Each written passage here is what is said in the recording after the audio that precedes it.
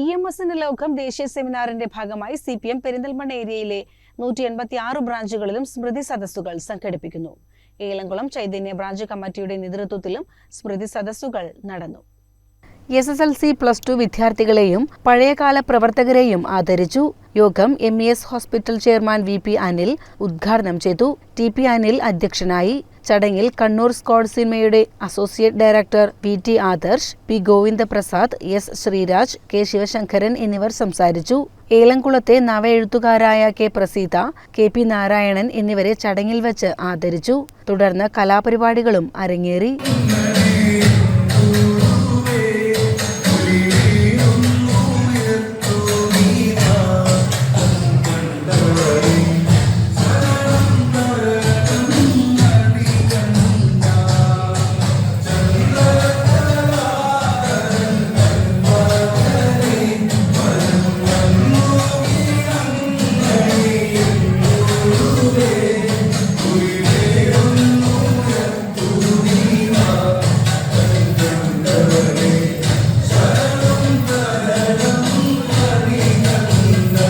CCN Perinthalmanna.